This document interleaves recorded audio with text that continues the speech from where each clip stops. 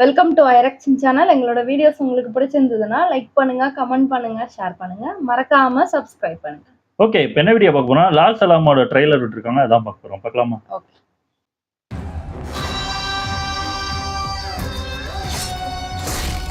உன் பையன் திருந்தி இந்த ஊரே திரும்பி பார்க்குற அளவுக்கு வருவான். இது இந்த ஆத்தமோட சத்தியம்.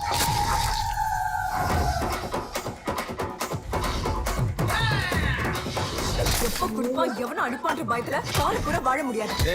என்னங்கிற என்ன என்னமோ இந்த வருஷத்துல முராபாத்காரங்களுக்கு தெரிய தர மாட்டேன்னு சொன்னீங்க. இப்ப முத தேதியா குறிச்சு கொடுத்துருக்கீங்க. இன்னும் 6 மாசத்துல எலெக்ஷன் வரப்போகுது ராஜி. அவங்க ஓட்டெல்லாம் ரொம்ப முக்கியம். மறந்து வந்து ஆடியால பாரு தேர் திருவிழா. உங்க தேரை திருவிழா முடிஞ்சோட நாங்களே கொண்டு வந்து நிப்பாட்டிடுறோம். அடுத்த வருஷத்துக்கு உங்க தேரை எங்களுக்கு தேவையில்லையா? கூட்டம் சேர்க்கிறவனை விட யார் பின்னால கூட்டம் சேருதோ அவன் ரொம்ப ஆபத்தானது. இனிமே அவனை உயிரோட விடக்கூடாது. நீங்களே கோட்டை மதிக்கலனா எப்படி பாய்? நான் கோட்டை மதிக்கலன்னு யார் சொல்றேன்? இருக்க சில ஆட்கள் மேல நம்பிக்கை இல்லைன்னு சொல்றேன்.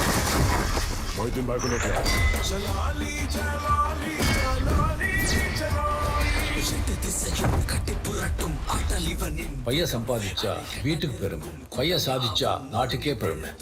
இவன் நாட்டுக்கே பெருமை தேடி கொடுப்பான். விக்ராந்தா? என் பையன் என் பேர பிள்ளைங்க எல்லாம் கூட இருப்பாங்க. நான்லாம் வருஷம் பூரா வாழ்றது இந்த 2 நாளைக்கு தாண்டா. எந்த ஊரு சாமியா இருந்தாலும் யாரு கும்பிடுற சாமியா இருந்தாலும் சாமி சாமிதான்.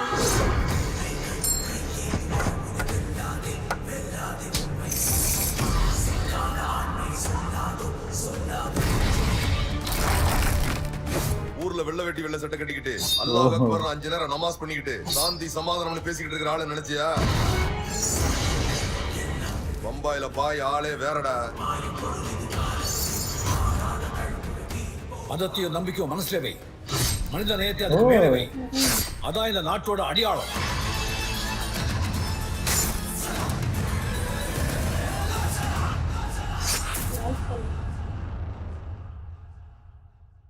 ஓ சூப்பர், நல்லா இருந்துச்சு. ஆனா இது இப்போ ஏதோ ரீஷூட்லாம் எடுத்து ஃபுல்லாவே ரஜினி படமா மாத்திட்டாங்கன்னு சொன்னாங்க. தெரியல, நிறைய பேர் இதெல்லாம் சொல்லிட்டு இருந்தாங்க. மேபி நல்லா இருக்க வாய்ப்பு இருக்கு. ஏன்னா கெஸ்ட் ஹோல் தான் நினைச்சிட்டு இருந்தோம் நாங்களும் இந்த படம் வரும்போது.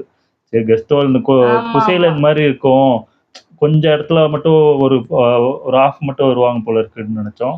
பார்த்தா எனக்கு தெரிஞ்சு ஃபுல் படம் வருவாங்கன்னு தான் நினைக்கிறேன். டீசர் பார்க்கும்போது இந்த அளவுக்கு இல்ல, கம்மியா தான் அவங்களோட இது இருந்துச்சு.